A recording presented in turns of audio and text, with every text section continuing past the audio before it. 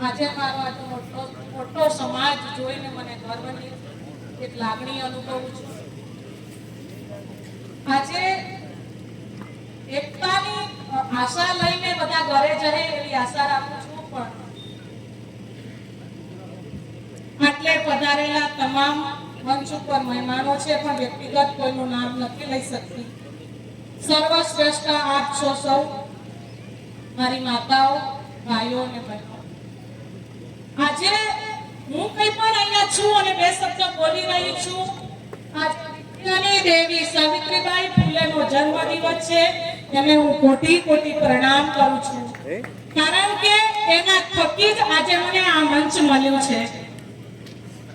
એમની જે સભી ઊભી કરી એની પાછળ આજ અમે છીએ, એટલે સૌપ્રથમ એમના જેટલા વખાણ કરું એટલા ઓછા છે। એમના જન્મદિવસની શુભ અભિનંદન સૌને પાઠવું છું। બીજું મારી બહેનોની વાત કરવી છે મારી બહેનો ભણવામાં ઉત્સુક છે ખરી, પણ ક્યાંક ગૂંચવાયણમાં પડી જાય છે। તમે શરૂઆત એવી કરો કે એક સ્ત્રી છું પણ એક સ્ત્રી કંઈક કરી બતાવું એવું પણ કરો મનમાં।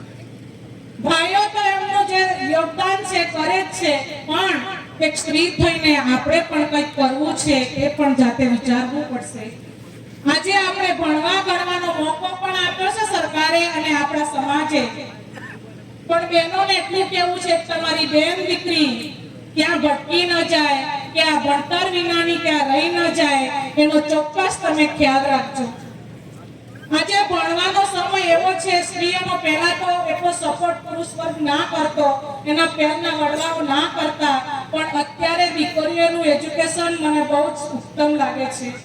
અને જે ભણવું છે અને જેને કાંઈ કરવું છે એ તો કરવા તૈયાર જ છે, પણ જેને કાંઈ નથી કરવું, પોતાની સભી ખરડાવી છે, એ તો પોતે જવાબદાર છે। અમે તો એટલી સલાહ આપીશું કે સમાજ પાછળ ના રહી જાય। સમાજની બેન બેટી દીકરીઓ મારી જેમ પણ આ સ્ટેજ ઉપર આવીને બે શબ્દ બોલે એવું હું આહ્વાન કરું છું। મારી દીકરીઓને એટલી વિનંતી છે કે જ્યાં સુધી તમારા ભણતર ઉપર તમે ફોકસ ના કરો, તમે પોતાના પગ ઉપર ઊભી ના થાઓ, ત્યાં સુધી સંબંધ વિશે બિલકુલ ના વિચારો, કારણ કે તમે અધૂરા ભણતરમાં ત્યાં જાઓ ત્યાં પણ સપોર્ટ મળતો નથી। ત્યાં પણ સપોર્ટ કરનારા અમુક જ વ્યક્તિ હોય છે, અમુક કોઈ સમય કે એને સમજણ સમજતા નથી। પોતાના પગ ઉપર સક્ષમ થઈ અને બીજાના ઘરે પગ મૂકો તો તમારું જીવન સુમળ અને કોમળ બનશે। બીજું, મારા ભાઈઓને વ્યસન વિશેની વાત આવી હતી। હું કોઈ પાર્ટી અથવા કોઈ પણ વ્યક્તિની વાત નથી કરતી, ઓન્લી ફોર સમાજ।